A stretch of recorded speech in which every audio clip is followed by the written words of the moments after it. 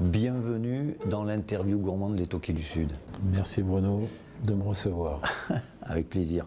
On va essayer de mieux te connaître à travers tes goûts culinaires.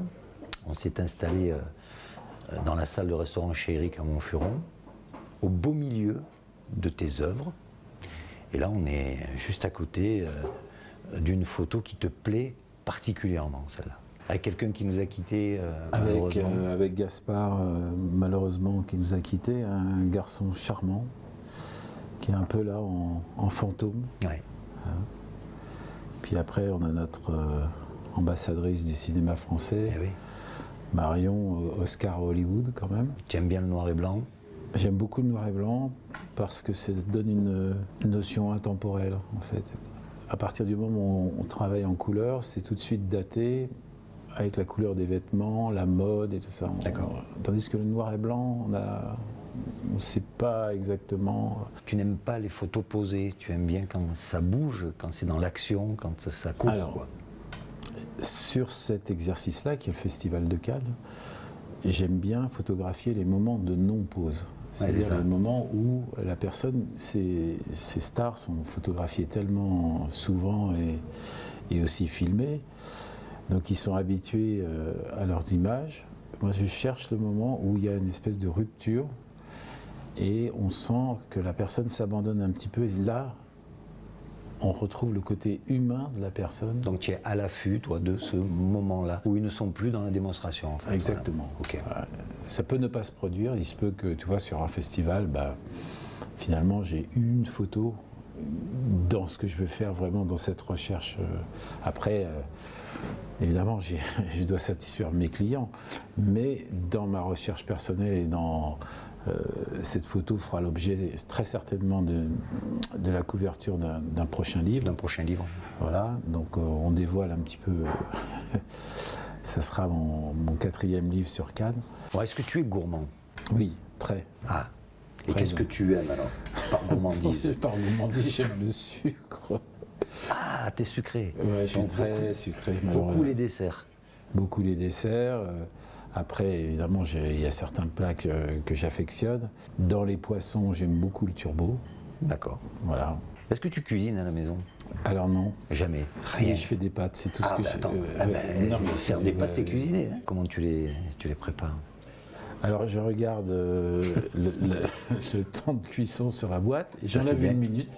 Ah, al dente alors. Alors, j'enlève une Très al minute. dente. Et parce que j'ai quand même eu quelques amis italiens dans mon parcours de photographe, donc je les cuisine, je garde un petit peu de l'eau des pâtes D'accord, de cuisson, ouais, c'est- de cuisson. C'est bien. Donc après je les remets à feu doux, je remets ça et je mets ma sauce, une sauce Dans quel genre de sauce? préfabriquée que j'achète en supermarché. Tu pourrais faire un petit effort, faire la sauce maison. Non, je suis vraiment pas. Non, voilà. Est-ce que tu as une Madeleine de Proust, un plat qui te rappelle un petit peu ton enfance, qui te procure de l'émotion? Écoute, quand j'ai décidé de m'expatrier, d'aller vivre aux États-Unis, j'étais au lycée, à la fac, et maintenant j'ai toujours un appartement à New York. Et quand je rentrais, et que ma grand-mère était toujours vivante, et quand je rentrais, elle me faisait du poulet rôti avec du riz.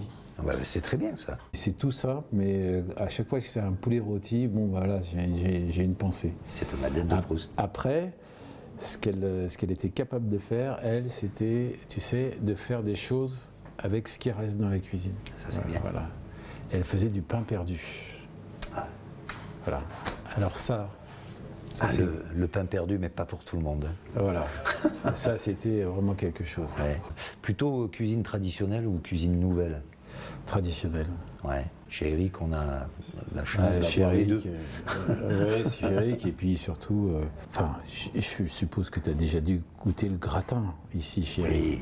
Tu dis ça. Le gratin dauphinois. Ouais, Le fameux. Le fameux, tu dis ça à n'importe qui. Oh, un gratin, tu sais, c'est un truc de cantine. Tu vois, on se dit, oh non, je parle du Non, gratin. c'est Et un une fois que tu vrai mets plat de chez nous. la cuillère dedans, là. Pourtant, le gratin, il est comme ça. Et ben, tu le finis et tu racles tout autour. Là, c'est une tuerie, comme on dit. C'est une tuerie. suis d'accord. Si je débarque chez toi, Stéphane, à l'improviste, hein, comme ça, Oui. j'ouvre le frigo, qu'est-ce que je vais trouver? Du gazpacho. Ah bah c'est pas mal. Du gazpacho que j'achète en supermarché.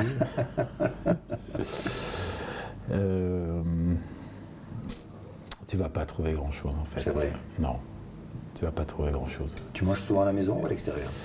Alors, ça dépend où je suis. Quand je suis à New York, je mange à la maison. Donc, je fais faire mes courses dans certaines enseignes qui sont plutôt bio. D'accord. Voilà.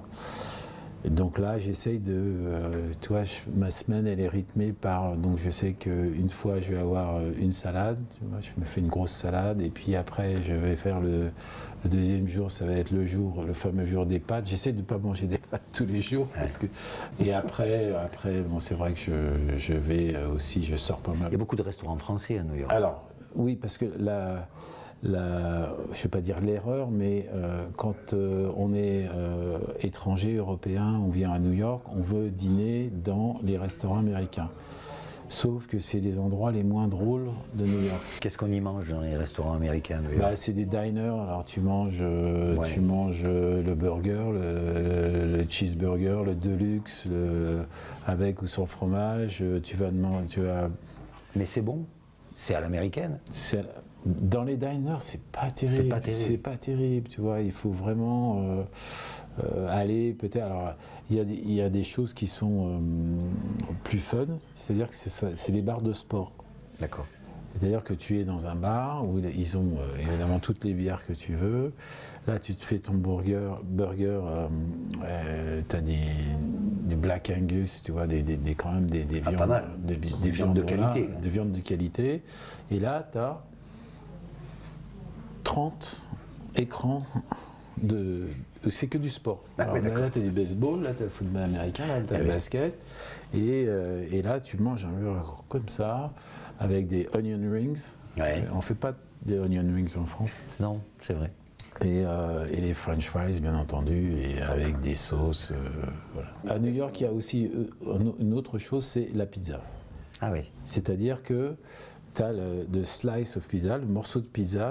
Tu vois, par exemple, moi je bosse dans la rue pour faire des images de rue. Tu t'arrêtes au coin là, et là, tu as toutes les catégories de pizza. Ils te la font au morceau, la slice of pizza. Ah ouais. Donc là, tu prends ton eau, et puis une slice of pizza, ça coûte pas très cher, mais tu as mangé et hop, tu repars bosser. Bon, toi qui bouges beaucoup quand même, quelle est ta plus belle découverte culinaire à travers tous les voyages que tu as pu faire avec ton métier? Il y a longtemps, j'ai fait un petit sujet cuisine pour un magazine, et j'étais à Saint-Martin, dans les Caraïbes, et là j'étais dans un restaurant, alors je ne peux pas te dire le nom, mais c'était... Je pense une bisque de homard ou quelque chose comme ça. Cuisiné pendant des heures et des heures. Ça m'avait impressionné et c'était excellent. Excellent. Et ça m'a marqué. Après, j'adore le steak tartare. D'accord. Donc, alors pendant des années, il y avait un restaurant marseillais qui s'appelait La Globule. Je ne sais pas si ça existe toujours. J'allais avec un client qui est un fabricant de prêt-à-porter, lui aussi amateur de tartare, on allait là-bas et on était capable d'en manger 2, quoi, tellement c'était bon. Ouais. Aujourd'hui, le meilleur tartare que je trouve, c'est à Bill Bocquet à New York. D'accord. Un restaurant français à New York, très haut de gamme. D'accord. Ils font un gazpacho l'été, plus le tartare. Ok. Et là, c'est gazpacho maison. C'est gazpacho maison. Non, c'est pas le truc du supermarché. Et le tartare est vraiment excellent. Pour un dîner en amoureux, avec une personne qui te plaît énormément, alors où tu décides de l'emmener manger? Dans quel genre de restaurant? Ou alors, si tu cuisines pour elle, tu vas cuisiner quoi? Des pâtes? Alors, si je devais recevoir quelqu'un chez moi en amoureux, j'irais plutôt sur des choses qui sont toutes faites, un peu classiques, du caviar. J'aime beaucoup le caviar, avec du saumon et voilà. Mais cuisiner... Plutôt poisson alors. Plutôt poisson, parce que cuisiner, je ne saurais pas faire. J'aurais peur de me planter. Et pour un restaurant, dans quel genre de restaurant tu l'emmènerais? Tu vois, pour la charmer. Chez Eric, par exemple. Ben, pardi. Ah. C'est une bonne idée. Le plat que tu aimes partager avec tes amis, Les pâtes. ça réunit tout le monde hein, autour de la table. Ça réunit tout le monde parce que je suis quand même dans un métier, je suis travailleur indépendant, donc comme les cinéastes, comme les journalistes, comme les artistes, à un moment, on a des heures, on travaille tard, on sait quand on commence, on ne sait pas quand on finit. Et on a toujours un paquet de pâtes qui traînent et voilà, et c'est vrai que ça réunit du monde. Ouais. Pour finir, Stéphane, si je te dis vaut mieux tout près que tout près. Alors quand je dis tout près, on parle de proximité et tout près, ben, c'est les plats tout près qu'on peut acheter dans le commerce. Je vais extrapoler un petit peu. À force de rester sur le canapé et de se faire livrer par Uber Eats à manger, ou de même plus choisir ses vêtements dans une boutique, tu vois, de tout se faire livrer, et puis quand ça ne va pas, de le renvoyer systématiquement, ça me déplaît. Moi, j'ai besoin de contact humain.